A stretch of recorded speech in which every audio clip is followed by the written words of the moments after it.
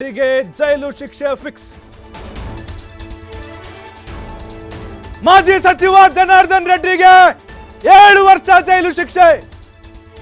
ಮೊದಲ ಆರೋಪಿ ಶ್ರೀನಿವಾಸ್ಗೂ 7 ವರ್ಷ ಜೈಲು.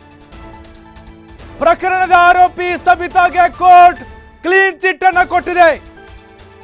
ಈ ಹಿಂದೆಯೂ ಜೈಲು ಶಿಕ್ಷೆ ಅನುಭವಿಸಿದ್ರು ಜನಾರ್ದನ್ ರೆಡ್ಡಿ 14 ವರ್ಷಗಳ ಕಾಲ. ಚಂಚಲಗೂಡ ಮತ್ತು ಬೆಂಗಳೂರು ಜೈಲಿನಲ್ಲಿ ರೆಡ್ಡಿ ಇದ್ರು. ಈಗ ಜನಾರ್ದನ್ ರೆಡ್ಡಿಗೆ ಮತ್ತೆ ಜೈಲ ಗತಿಯಾಗಿದೆ, 7 ವರ್ಷ. ಹಾಗೆ ಮೊದಲ ಆರೋಪಿ A1 ಇದಾರಲ್ಲ ಶ್ರೀನಿವಾಸ್, ಅವ್ರಿಗೂ ಕೂಡ 7 ವರ್ಷಗಳ ಕಾಲ ಜೈಲು ಶಿಕ್ಷೆಯನ್ನ ನೀಡಿ ಸಿಬಿಐ ವಿಶೇಷ ನ್ಯಾಯಾಲಯ ಈ ಮಹತ್ವದ ಆದೇಶವನ್ನ ಹೊರಡಿಸಿದೆ.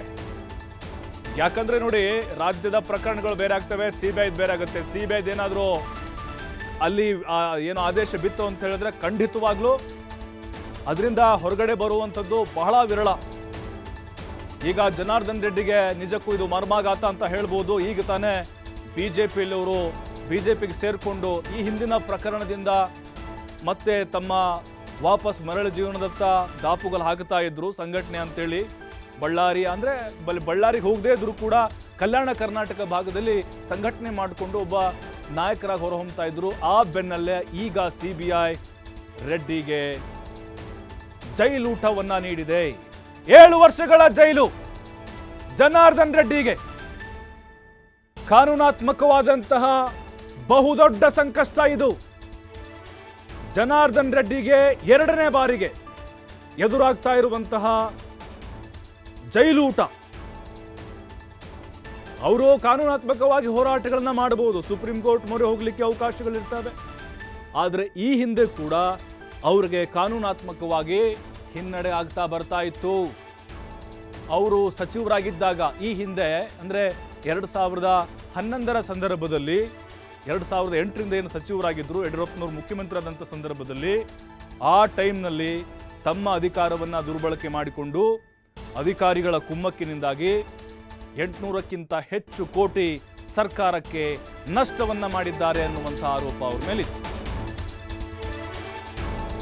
ಜನಾರ್ದನ್ ರೆಡ್ಡಿ ಶಾಸಕ ಸ್ಥಾನ ರದ್ದಾಗುತ್ತಾ? ಹಾಗಾದ್ರೆ ಮಾಜಿ ಸಚಿವ ರೆಡ್ಡಿಗೆ ಶುರುವಾಯಿತು ಮತ್ತೆ ಸಂಕಷ್ಟ. ಈ ಹಿಂದೆಯೂ ಕೂಡ ವನವಾಸ ಅನುಭವಿಸಿದ್ರು ರೆಡ್ಡಿ 14 ವರ್ಷ. ಜನಾರ್ದನ್ ರೆಡ್ಡಿಯ ಶಾಸಕ ಸ್ಥಾನ ರದ್ದಾಗುತ್ತಾ ಅನ್ನೋದು ಬಹಳ ಮುಖ್ಯವಾಗಿರುವಂತಹ ಪ್ರಶ್ನೆ. ಇಲ್ಲಿ ಬಹುತೇಕವಾಗಿ ಅವರ ಶಾಸಕ ಸ್ಥಾನ ರದ್ದಾಗುವಂತ ಸಾಧ್ಯತೆಗಳಿದಾವೆ. ನೋಡಿ, ಈ ಹಿಂದೆ ಕೂಡ ಕಾಂಗ್ರೆಸ್ MLA ವಿರುದ್ಧ ಈ ಬೆಲೆಕೇರಿ ಆ ಪ್ರಕರಣ ಬಂದಾಗ ಅವ್ರನ್ನೂ ಅಪರಾಧಿ ಅಂತ ಘೋಷಣೆ ಮಾಡಿ ಅವರಿಗೆ ದಂಡ ವಿಧಿಸಿತ್ತು. ಆ ಸಂದರ್ಭದಲ್ಲಿ ಅವರ ಶಾಸಕ ಸ್ಥಾನ ರದ್ದಾಗುವ ಸಾಧ್ಯತೆಗಳಿತ್ತು. ಅದಾದ ಮೇಲೆ ಕೋರ್ಟ್ನಲ್ಲಿ ಅವರಿಗೆ ಜಾಮೀನು ಮಂಜೂರಾಯಿತು. ಆದರೆ ಅದು ರಾಜ್ಯದಲ್ಲಿರುವಂಥ ಒಂದು ಕೇಸ್ ಆಗಿತ್ತು. ಆದರೆ ಈ CBI ಇದೆಲ್ಲವೂ ಕೂಡ ಸುಪ್ರೀಂ ಕೋರ್ಟ್ಗೆ ಹೋಗುವಂಥ ಸಾಧ್ಯತೆಗಳಿದ್ರೂ ಕೂಡ ಇದರಿಂದ ಬಚಾವಾಗೋದು ಸಾಧ್ಯತೆಗಳು ಬಹಳ ಕಡಿಮೆ ಇದೆ ರೆಡ್ಡಿಗೆ. ಈ ಬಗ್ಗೆ ಮತ್ತಷ್ಟು ಮಾಹಿತಿ ಕೊಡ್ತಾರೆ ನಮ್ಮ ಅಸೋಸಿಯೇಟ್ ಎಡಿಟರ್ ಆಗಿರುವಂತಹ ದಶರಥ್ ಸಾವೂರ್ ನೇರ ಸಂಪರ್ಕದಲ್ಲಿ ಡೆಸ್ಕ್ನಿಂದ. ದಶರಥ್, ಗಮನಿಸ್ತಾ ಇದ್ದೀವಿ 14 ವರ್ಷಗಳ ವನವಾಸ ಅನುಭವಿಸಿದ್ದು ಆಯಿತು. ಈಗೇನೋ ಬಿಜೆಪಿಯಲ್ಲಿ ಸೆಕೆಂಡ್ ಇನ್ನಿಂಗ್ಸ್ ಅನ್ನ ಶುರು ಮಾಡಿದ್ರು, ಸಂಘಟನೆ ಅಂತಲೂ ಓಡಾಡ್ಕೊಂಡಿದ್ರು ಕಲ್ಯಾಣ ಕರ್ನಾಟಕ ಭಾಗದಲ್ಲಿ. ರೆಡ್ಡಿಗೆ ಮತ್ತೊಂದು ಮರ್ಮಾಘಾತ ಅಂತ ಹೇಳ್ಬೋದು. ಈ ಪ್ರಕರಣದ ಹಿನ್ನೆಲೆ ಏನು, ಜೊತೆಗೆ ಇವರಿಗೆ ಈಗ ಎದುರಾಗಿರುವಂತಹ ಕಾನೂನು ಸಂಕಷ್ಟದಿಂದ ಬಚಾವಾಗುವ ಸಾಧ್ಯತೆಗಳು ಎಷ್ಟರ ಮಟ್ಟಿಗೆ ಇದೆ ಅಂತ ಹೇಳಿ? ಅಕ್ರಮ ಗಣಿಗಾರಿಕೆ ಪ್ರಕರಣಕ್ಕೆ ಸಂಬಂಧಪಟ್ಟಂತೆ ಗಂಗಾವತಿಯ ಶಾಸಕ ಜನಾರ್ದನ ರೆಡ್ಡಿ ಅವರಿಗೆ ಈಗ ಶಿಕ್ಷೆ ಪ್ರಕಟವಾಗಿದೆ. ಅವರು ಅಪರಾಧಿ ಅಂತ ಹೇಳಿ ದೆಹಲಿಯ ವಿಶೇಷ CBI ಕೋರ್ಟ್ ಆದೇಶವನ್ನು ಪ್ರಕಟಿಸಿದೆ. ಕೋರ್ಟ್ ಆದೇಶದ ಪ್ರಕಾರ 7 ವರ್ಷಗಳ ಕಾಲ ಶಿಕ್ಷೆಯನ್ನು ಅನುಭವಿಸಬೇಕಾದಂಥ ಪರಿಸ್ಥಿತಿ ಜನಾರ್ದನ ರೆಡ್ಡಿಗೆ ಒದಗಿ ಬಂದಿದೆ. ಹಾಗೆ ನೋಡಿದ್ರೆ 2011 ಸೆಪ್ಟೆಂಬರ್ 5ಕ್ಕೆ ಜನಾರ್ದನ ರೆಡ್ಡಿಯನ್ನ ಅರೆಸ್ಟ್ ಮಾಡಲಾಗಿತ್ತು. ಅಂದಿನ CBI ಮುಖ್ಯಸ್ಥ ಅಂದ್ರೆ ಅಂದಿನ CBIನ JD ಲಕ್ಷ್ಮೀನಾರಾಯಣ ನೇತೃತ್ವದ ತಂಡ ಜನಾರ್ದನ ರೆಡ್ಡಿ ಅವರನ್ನ, ಅದರ ಜೊತೆಗೆ ಅವರ ಭಾವ ಶ್ರೀನಿವಾಸ್ ರೆಡ್ಡಿಯನ್ನು ಕೂಡ ಅರೆಸ್ಟ್ ಮಾಡಿ ಹೈದರಾಬಾದ್ಗೆ ಕರೆದುಕೊಂಡು ಹೋಗಲಾಗಿತ್ತು. ಆ ನಂತರದಲ್ಲಿ ಆತ ಆ ಪ್ರಕರಣದ ಇಡೀ ನಂತರದಲ್ಲಿ 3 ವರ್ಷಗಳ ಚಂಚಲಗೂಡ ಜೈಲುವಾಸದಲ್ಲಿ ಅನುಭವಿಸಬೇಕಾಯಿತು. 3.5 ವರ್ಷಗಳ ಕಾಲ ಹೈದರಾಬಾದಿನ ಚಂಚಲಗೂಡ ಜೈಲಿನಲ್ಲಿ ಸೆರೆವಾಸ ಅನುಭವಿಸಿದಂಥ ಜನಾರ್ದನ ರೆಡ್ಡಿ ಜೈಲಿನಿಂದ ಜಾಮೀನಿನ ಮೇಲೆ ಬಿಡುಗಡೆಯಾಗಿದ್ದರು. ಆ ನಂತರದಲ್ಲಿ ಚುನಾವಣೆಗೆ ಸ್ಪರ್ಧಿಸಿ ಪಕ್ಷೇತರವಾಗಿ KRPP ಪಕ್ಷದಿಂದ ಸ್ಪರ್ಧಿಸಿ ಶಾಸಕ ಸ್ಥಾನವನ್ನು ಕೂಡ ಪಡೆದುಕೊಂಡಿದ್ರು. 2ನೇ ಇನ್ನಿಂಗ್ಸ್ ಆರಂಭ ಮಾಡಿದ್ದಂಥ ಜನಾರ್ದನ ರೆಡ್ಡಿ ಇದೀಗ 2ನೇ ಸೆರೆವಾಸವನ್ನು ಅನುಭವಿಸಬೇಕಾದಂಥ ಸ್ಥಿತಿ ಅವರಿಗೆ ಒದಗಿ ಬಂದಿದೆ. ಈಗಾಗಲೇ 3 ವರ್ಷಗಳ ಕಾಲ ಜೈಲುವಾಸ ಅನುಭವಿಸಿರುವಂಥ ಜನಾರ್ದನ ರೆಡ್ಡಿಗೆ ಮತ್ತೆ 7 ವರ್ಷಗಳ ಕಾಲ ಶಿಕ್ಷೆ ಪ್ರಕಟ ಆಗಿದೆ. ದೆಹಲಿಯ ವಿಶೇಷ CBI ಕೋರ್ಟ್ ಈ ಆದೇಶವನ್ನು ಮಾಡಿದೆ. ಈ ಆದೇಶದ ಪ್ರಕಾರ ಒಟ್ಟು 884 ಕೋಟಿ ರೂಪಾಯಿ ನಷ್ಟ ಮಾಡಿದ್ದಾರೆ ಸರ್ಕಾರಕ್ಕೆ ಅಂತ.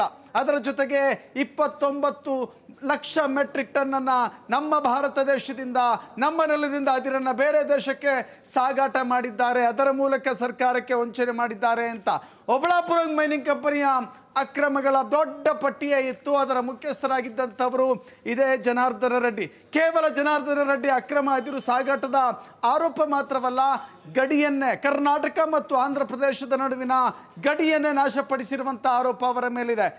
ಜೊತೆಗೆ ಅಲ್ಲಿರುವಂಥ ದೇವಸ್ಥಾನವನ್ನು ಕೂಡ ಕೆಡವಿ ಅಲ್ಲಿ ಅಕ್ರಮ ಅದಿರನ್ನ ಗಣಿಗಾರಿಕೆ ಮಾಡಿದ್ದಾರೆ ಅನ್ನೋದು ಒಂದು ಮಟ್ಟಕ್ಕೆ ಹೇಳೋದಾದ್ರೆ ರಾಜ್ಯ ರಾಜಕಾರಣದಲ್ಲಿ ಪ್ರವರ್ಧಮಾನಕ್ಕೆ ಬಂದಂಥದ್ದು ಅದೇ ಗಣಿಗಾರಿಕೆಯಿಂದ. ಅದೇ ಗಣಿಗಾರಿಕೆಯ ಕಾರಣಕ್ಕಾಗಿ ಜನಾರ್ದನ ರೆಡ್ಡಿ ರಾಜಕೀಯವಾಗಿ ಪಾತಾಳಕ್ಕೆ ಕುಸಿದಿದ್ದು ಮಾತ್ರವಲ್ಲದೆ ಮತ್ತೊಮ್ಮೆ 2ನೇ ಬಾರಿ ಸೆರೆವಾಸ ಅನುಭವಿಸಬೇಕಾದಂಥ ಸ್ಥಿತಿಗೆ ಬಂದೊದಗಿದ್ದಾರೆ. ಇನ್ನು ರಾಜಕೀಯವಾಗಿ ಅವರು ಮುಂದುವರಿತಾರಾ ಅಂತ ಹೇಳಿದ್ರೆ ಖಂಡಿತವಾಗೂ ರಾಜಕೀಯವಾಗಿ ಅವರಿಗೆ ಅವಕಾಶ ಸಿಕ್ಕೋದು ದಕ್ಕೋದು ತುಂಬ ಕಷ್ಟ. ಯಾಕೆಂದರೆ ಒಂದು ಬಾರಿ ಶಿಕ್ಷೆ ಪ್ರಕಟ ಆದರೆ ಪ್ರಜಾಪ್ರತಿನಿಧಿ ಕಾಯ್ದೆಯ ಪ್ರಕಾರ ಅಥವಾ ಜನಪ್ರತಿನಿಧಿ ಕಾಯ್ದೆಯ ಪ್ರಕಾರ ಅವರಿಗೆ 6 ವರ್ಷಗಳ ಕಾಲ ಯಾವುದೇ ರೀತಿ ಚುನಾವಣೆಗೆ ಸ್ಪರ್ಧೆ ಮಾಡುವ ಹಾಗಿಲ್ಲ. ಒಂದು ವೇಳೆ ಅವರು ಜನರಿಂದ ಆಯ್ಕೆಯಾಗಿದ್ದೇ ಆದಲ್ಲಿ ಆ ಸ್ಥಾನವೂ ಕೂಡ ರದ್ದಾಗುತ್ತೆ. ಹಾಗಾದರೆ KRPP ಪಕ್ಷದಿಂದ ಗೆದ್ದು BJP ಪಕ್ಷಕ್ಕೆ ಬಂದಿರುವಂಥ ಜನಾರ್ದನ ರೆಡ್ಡಿಯ ಶಾಸಕ ಸ್ಥಾನ ಏನಾಗುತ್ತೆ?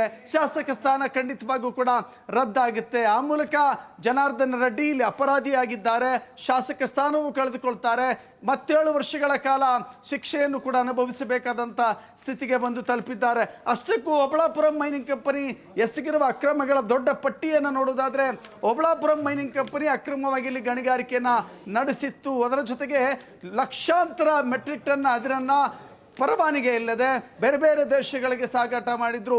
ಒಂದು ಬಹಳ ಇಂಟೆಲಿಜೆಂಟ್ ಆಗಿ ಒಂದು ಮೂವನ್ನು ಕೂಡ ಮಾಡಿದ್ರು. ಬೇರೆ ಬೇರೆ ದೇಶಗಳಲ್ಲಿ ಅವರು ಮೈನಿಂಗ್ ಕಂಪನಿಗಳನ್ನು ಸ್ಟಾರ್ಟ್ ಮಾಡ್ಕೊಂಡಿದ್ರು. ನಮ್ಮ ದೇಶದಿಂದ ಅದಿರನ್ನು ರಫ್ತು ಮಾಡುವಾಗ ಬೇರೆ ದೇಶದ ಕಂಪನಿಯನ್ನು ಸ್ಟಾರ್ಟ್ ಮಾಡಿಕೊಂಡಿದ್ದಂಥ ಅವರು ಆ ದೇಶದಲ್ಲೂ ತನ್ನದೇ ಕಂಪನಿ, ನಮ್ಮ ದೇಶದಲ್ಲೂ ತಮ್ಮದೇ ಕಂಪನಿಯನ್ನು ಮಾಡಿಕೊಂಡಿದ್ರು. ಹೀಗಾಗಿ ಬಹಳಷ್ಟು ಅಕ್ರಮಗಳು ನಡೆದಿತ್ತು. ಈ ಹಂತದಲ್ಲಿ ಜನಾರ್ದನ ರೆಡ್ಡಿಗೆ ಜೈಲುವಾಸ ಮತ್ತೊಮ್ಮೆ ಫಿಕ್ಸ್ ಆದಂತ ಕಾಣಿಸ್ತಾ ಇದೆ, ಫಿಕ್ಸ್ ಆಗಿದೆ ಕೂಡ. ಈಗ ಅವರ ರಾಜಕೀಯ ಒಂದು ಕಡೆ, ಇನ್ನು ಹೋರಾಟದ ಹಾದಿಯನ್ನು ಕೂಡ ನೋಡಬೇಕಾಗತ್ತೆ. ಅಷ್ಟಕ್ಕೂ ಇಲ್ಲಿಗೆ ಮುಗಿದು ಹೋಯ್ತಾ ಅಂತ ಹೇಳಿದ್ರೆ ಖಂಡಿತವಾಗೂ ಇಲ್ಲಿಗೆ ಮುಗಿಯೋದಿಲ್ಲ. ಮುಂದೆಯೂ ಕೂಡ ಕಾನೂನು ಹೋರಾಟ ಮಾಡುವಂಥ ಅವಕಾಶ ಜನಾರ್ದನ ರೆಡ್ಡಿಗೆ ಖಂಡಿತವಾಗೂ ಇದೆ. ಮುಂದಿನ ದಿನಗಳಲ್ಲಿ ಇದನ್ನು ಪ್ರಶ್ನಿಸಿ ಸುಪ್ರೀಂ ಕೋರ್ಟ್ಗೆ ಹೋಗುವಂಥ ಅವಕಾಶ ಜನಾರ್ದನ ರೆಡ್ಡಿಗಿದೆ. ಅಲ್ಲಿಯವರೆಗೂ ಕೂಡ ಸಂಕಷ್ಟ ಖಂಡಿತವಾಗೂ ಕಟ್ಟಿಟ್ಟ ಬುತ್ತಿ. ಈಗ ಸದ್ಯಕ್ಕಂತೂ ಅವರು ಅಪರಾಧಿ ಅಂತ ಹೇಳಿ CBIನ ವಿಶೇಷ ನ್ಯಾಯಾಲಯ ಪರಿಗಣಿಸಿದೆ. ಅದಕ್ಕಾಗಿ ಶಿಕ್ಷೆಯ ಪ್ರಮಾಣವನ್ನು ಕೂಡ ಪ್ರಕಟಿಸಿದೆ. ಜೊತೆಗೆ 7 ವರ್ಷಗಳ ಶಿಕ್ಷೆಯನ್ನು ಕೂಡ ವಿಧಿಸಲಾಗಿದೆ. ಇದರ ಜೊತೆಗೆ ಹಿಂದೆಯೂ ಕೂಡ ಕಳೆದ ಕೆಲವೇ ತಿಂಗಳುಗಳ ಹಿಂದೆಯಷ್ಟೇ ಆ ಪ್ರಕರಣದ ಕಾರಣಕ್ಕಾಗಿ ಸೆರೆವಾಸ ಅನುಭವಿಸಿ ಬಂದ ನಂತರ ಶಾಸಕ ಸ್ಥಾನ ಪಡೆದ ನಂತರದಲ್ಲಿ ಬಳ್ಳಾರಿಗೆ ಅವರಿಗೆ ಎಂಟ್ರಿ ಆಗಲಿಕ್ಕೆ ಅವಕಾಶ ಇರಲಿಲ್ಲ. ಕಳೆದ ಕೆಲವೇ ತಿಂಗಳುಗಳ ಹಿಂದೆ ಅಷ್ಟೇ ಬಳ್ಳಾರಿಗೆ ಪ್ರವೇಶವನ್ನು ಪಡೆದುಕೊಂಡಿದ್ದಂಥ ಜನಾರ್ದನ ರೆಡ್ಡಿಗೆ ಬಹಳ ದೊಡ್ಡ ಆಘಾತ ಇದು. ಈ ಆಘಾತಕಾರಿ ಸುದ್ದಿಯನ್ನು ಕೇಳಿದ ನಂತರದಲ್ಲಿ ಜನಾರ್ದನ ರೆಡ್ಡಿಗೆ ಬಹಳ ದೊಡ್ಡ ಕುಸಿದು ಬಿದ್ದು ಹೋಗಿದ್ದಾರೆ, ಸಾಕಷ್ಟು ಜರ್ಜರಿತವಾಗಿದ್ದಾರೆ ಅಂತ ಮಾಹಿತಿ ಲಭ್ಯವಾಗ್ತಾ ಇದೆ. ಒಟ್ಟಾರೆ ಏನೇ ಇರಲಿ, ಗಣಿಗಾರಿಕೆಯ ಮೂಲಕ ತನ್ನ ರಾಜಕೀಯ ಅಸ್ತಿತ್ವವನ್ನು, ರಾಜಕೀಯ ಪ್ರವರ್ಧಮಾನಕ್ಕೆ ಬಂದಿರುವಂಥ ಜನಾರ್ದನ ರೆಡ್ಡಿ ಅದೇ ಪ್ರಕರಣದಲ್ಲಿ ಇದೀಗ ಮತ್ತೊಮ್ಮೆ ಜೈಲು ಸೇರಬೇಕಾಗಿ ಬಂದಿರೋದಂತೂ ಖಂಡಿತ ಸತ್ಯ. ಪ್ರಭು ದಶರಥ್, ಈ ಹಿಂದೆ 3.5 ವರ್ಷ ಜೈಲುವಾಸವನ್ನ ರೆಡ್ಡಿ ಅನುಭವಿಸಿದ್ರು. 14 ವರ್ಷಗಳ ವನವಾಸ, ಬಳ್ಳಾರಿಗೆ ಎಂಟ್ರಿ ಇಲ್ಲ, BJPಯಿಂದ ಗೇಟ್ ಪಾಸು, ಹೈಕಮಾಂಡ್ ಮುನಿಸು, ಅವ್ರನ್ನ ಯಾರೂ ಕೂಡ ತಿರುಗಿ ನೋಡ್ತಾ ಇರಲಿಲ್ಲ. ಮತ್ತೆ ಹಾಗೋ ಹೀಗೋ ಏನೋ ಒಂದು ಕಷ್ಟಪಟ್ಟು ಅವರನ್ನ ಮತ್ತೆ ತೆಗೆದುಕೊಳ್ಳುವಂಥ ಒಂದು ಪ್ರಯತ್ನ ಆಯಿತು, ಮನಸ್ಸಿಲ್ದಿದ್ರು ಕೂಡ. ಈಗ ಮತ್ತೆ ಒಂದು 7 ವರ್ಷಗಳ ಕಾಲ ಜೈಲು ಶಿಕ್ಷೆ ಪ್ರಕಟ ಆಗಿರೋದ್ರಿಂದಾಗಿ ಈಗ BJPಗೂ ಕೂಡ ಒಂದು ದೊಡ್ಡ ಮುಜುಗರ ಆಗುತ್ತೆ. ಯಾಕಂತ ಹೇಳಿದ್ರೆ ಈಗ ಈ ಪ್ರಕರಣದಿಂದ ಅವ್ರು ಇನ್ನೂ ಬಚಾವಾಗಿಲ್ಲ, ಮತ್ತೆ ಜೈಲಿಗೆ ಹೋಗಬೇಕಾದಂಥ ಪರಿಸ್ಥಿತಿ. ಹಾಗಾಗಿ ಓವರ್ ಆಲ್ ಪಾರ್ಟಿ ವೈಸ್ ನಾವು ನೋಡೋದಾದ್ರೆ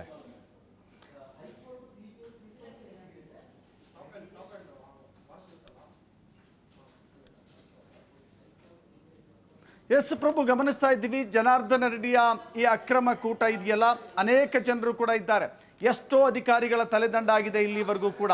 ಜೊತೆಗೆ ಬೇಲಿಕೆರೆ ಅಕ್ರಮ ಅದಿರು ನಾಪತ್ತೆಯ ಪ್ರಕರಣ ಕೂಡ ಇದರ ಒಂದು ಭಾಗ. ಜೊತೆಗೆ ನಮ್ಮ ಪೋರ್ಟ್ಗಳನ್ನು, ಬಂದರುಗಳನ್ನು ಕೂಡ ಮಿಸ್ಯೂಸ್ ಮಾಡ್ಕೊಂಡಿರೋದು ಕೂಡ ಇದರ ಒಂದು ಭಾಗವಾಗಿದೆ. ಹೀಗಾಗಿ ಬೇರೆ ಬೇರೆ ದೇಶಗಳಿಗೆ ರಫ್ತು ಮಾಡ್ತಾ ಇದ್ದಂಥ ಅದಿರಿನ ಪ್ರಮಾಣ ಇತ್ತಲ್ಲ, ಅದು ಕಿಂಚಿತ್ತು ಅಲ್ಲ. ನಮ್ಮ ದೇಶದ ನೆಲವನ್ನು, ನಮ್ಮ ದೇಶದ ಮಣ್ಣನ್ನು ಬೇರೆ ದೇಶಕ್ಕೆ ಮಾರಾಟ ಮಾಡಿ ಅದರ ಮೂಲಕ ಕೋಟ್ಯಂತರ ರೂಪಾಯಿ, ಕೋಟ್ಯಂತರ ಅಂತ ಹೇಳಿದ್ರೆ ಅದು ಕಮ್ಮಿ ಆಗುತ್ತೆ ಅನ್ನೋ ಗೊತ್ತಿಲ್ಲ, 884 ಕೋಟಿ ಅಂತ ಹೇಳಿ ಈಗ ಸದ್ಯಕ್ಕೆ ಮೆನ್ಷನ್ ಮಾಡಲಾಗಿದೆ. ಇನ್ನು BV ಶ್ರೀನಿವಾಸ ರೆಡ್ಡಿ ಯಾರು ಅಂತ ಕೇಳಿದರೆ ಅವರ ಭಾವ ಅವರು. BV ಶ್ರೀನಿವಾಸ ರೆಡ್ಡಿ ಜನಾರ್ದನ ರೆಡ್ಡಿ ಅವರ ಭಾವ, ಅವರಿಗೂ ಕೂಡ ಶಿಕ್ಷೆ ಪ್ರಕಟವಾಗಿದೆ. ಮತ್ತೊಂದು ಕಡೆ BD ರಾಜಗೋಪಾಲ್ ಇದ್ದಾರೆ, ಓಬಳಾಪುರಂ ಮೈನಿಂಗ್ ಕಂಪನಿಯ ಪ್ರೈವೇಟ್ ಲಿಮಿಟೆಡ್ನಲ್ಲಿ ಅವರು ಕೂಡ ಒಂದು ಭಾಗ. ಜೊತೆಗೆ ರಾಮಲಿಂಗಾರೆಡ್ಡಿ ಕೂಡ ಇದ್ದಾರೆ, ಅವರು ಮೃತರಾಗಿದ್ದಾರೆ. ಅದರ ಜೊತೆಗೆ ಶ್ರೀಲಕ್ಷ್ಮಿ ಇದ್ದಾರೆ, ಅವರು IAS ಅಧಿಕಾರಿ, ನವೆಂಬರ್ 20ಕ್ಕೆ ಅವರು ಬಿಡುಗಡೆಯಾಗಿದ್ದಾರೆ. ಇಲ್ಲಿ ಗಮನಿಸಬೇಕು, ಅಲಿ ಖಾನ್ ಅಂತ ಹೇಳಿ ಒಂದು ಹೆಸರು ಸ್ಪಷ್ಟವಾಗುತ್ತೆ. ಅಲಿ ಖಾನ್ ಬೇರೆ ಯಾರೂ ಅಲ್ಲ, ಜನಾರ್ದನ ರೆಡ್ಡಿಯ ಮಾಜಿ PA ಅವರು. ಜನಾರ್ದನ ರೆಡ್ಡಿಯ ಮಾಜಿ PA. ನೋಡಿ, PAಗೂ ಕೂಡ ಇಲ್ಲಿ ಆರೋಪಿ ಸ್ಥಾನದಲ್ಲಿ ಸಿಕ್ಕಿತ್ತು. ಹೀಗಾಗಿ ಜನಾರ್ದನ ರೆಡ್ಡಿಯ ಓಬಳಾಪುರಂ ಮೈನಿಂಗ್ ಕಂಪನಿ ಕೇವಲ ಒಬ್ಬಿಬ್ಬರು ಮಾತ್ರವಲ್ಲ, ಅನೇಕರನ್ನ ಒಳಗೊಂಡಂತೆ ಅಕ್ರಮದ ಕೂಟ ಅಂತ ಹೇಳಿದನ್ನು ಭಾವಿಸಲಾಗಿತ್ತು. ಇದೀಗ ಜನಾರ್ದನ ರೆಡ್ಡಿಗೆ ಶಿಕ್ಷೆ ಪ್ರಕಟವಾಗಿದೆ. CBI ವಿಶೇಷ ಕೋರ್ಟ್ ಈ ಆದೇಶವನ್ನು ಪ್ರಕಟ ಮಾಡಿದೆ. ಜೊತೆಗೆ ಓಬಳಾಪುರಂ ಮೈನಿಂಗ್ ಕಂಪನಿ ನಡೆಸಿರುವಂಥ ಅಕ್ರಮ ಇದಕ್ಕೆ ಸಾಬೀತು ಅಂತ ಹೇಳಿ ಕೋರ್ಟ್ ನಿರ್ಧಾರಕ್ಕೆ ಬಂದಿದೆ. ಮುಂದಿನ ದಿನಗಳಲ್ಲಿ ಕಾನೂನು ಹೋರಾಟ ಮಾಡಲಿಕ್ಕೆ ಅವಕಾಶ ಇದೆ. ಆದರೆ ಸದ್ಯಕ್ಕಂತೂ ಜನಾರ್ದನ ರೆಡ್ಡಿ ಜೈಲು ವಾಸದಿಂದ ಮುಕ್ತಿ ಹೊಂದಲಿಕ್ಕೆ ಸಾಧ್ಯ ಇಲ್ಲ. ಹೀಗಾಗಿ ಜನಾರ್ದನ ರೆಡ್ಡಿ ಮತ್ತೊಮ್ಮೆ ಜೈಲು ಸೆರೆವಾಸವನ್ನು ಅನುಭವಿಸ್ತಾರೆ. ಈಗಾಗಲೇ ಹೈದರಾಬಾದಿನ ಚಂಚಲಗೂಡ ಜೈಲಿನಲ್ಲಿ 3.5 ವರ್ಷಗಳ ಕಾಲ ಜೈಲು ವಾಸವನ್ನು ಅನುಭವಿಸಿ ಬಂದಂಥ ಜನಾರ್ದನ ರೆಡ್ಡಿಗೆ 2ನೇ ಬಾರಿಗೆ ಮತ್ತೊಮ್ಮೆ ಜೈಲಿಗೆ ಹೋಗುವಂಥ ಪರಿಸ್ಥಿತಿ ಬಂದೊದಗಿದೆ. ಪ್ರಭು ದಶರಥ್, ಈಗ ಜನಾರ್ದನ್ ರೆಡ್ಡಿ ಅಂತ ಹೇಳಿದ್ರೆ ತಟ್ಟಂತ ನಮ್ಗೆ ನೆನಪಾಗೋದು ಗಣಿ ಧಣಿ ಐಷಾರಾಮಿ ಕಾರುಗಳು, ಹೆಲಿಕಾಪ್ಟರ್ಗಳ ಓಡಾಟ, ವಜ್ರ ವೈಢೂರ್ಯ ಅಂಥೇಳಿ, ಸಾವಿರಾರು ಕೋಟಿ ಒಡೆಯ ಅಂಥೇಳಿ. ಈಗ ಬಳ್ಳಾರಿಗೂ ಕೂಡ ಕಾಲಿಡೋ ಆಗಿಲ್ಲ ಹಿಂದಿನ ಕೇಸ್ನಲ್ಲಿ. ಈಗ ಮತ್ತೊಂದು ಪ್ರಕರಣದಲ್ಲಿ ಯಾರು ಅಪರಾಧಿ ಅಂಥೇಳಿ ಸಾಬೀತಾಗಿದೆ. ಹಾಗಾಗಿನೇ ಅವರ ರಾಜಕೀಯ ಜೀವನ, ಅದರ ಜೊತೆಗೆ ವೈಯಕ್ತಿಕ ಜೀವನವೂ ಕೂಡ ಈ ಮೈನಿಂಗ್ ಕಂಪನಿಯಲ್ಲೇ ಮುಗಿದು ಹೋಗ್ತಾ ಇದೆಯಾ ಅನ್ನುವಂಥದ್ದು. ಅಂದರೆ ನಿಜಕ್ಕೂ ಇಡೀ ಆ ಕುಟುಂಬಕ್ಕೆ ಅಥವಾ ಬಳ್ಳಾರಿ ಜಿಲ್ಲೆ ಅಥವಾ ಅವರ ಅಭಿಮಾನಿಗಳಿಗೆ ಇದೊಂದು ರೀತಿ ನುಂಗಲಾರದ ಮರ್ಮಾಘಾತ ಅಂತ ಹೇಳ್ಬೋದಾ?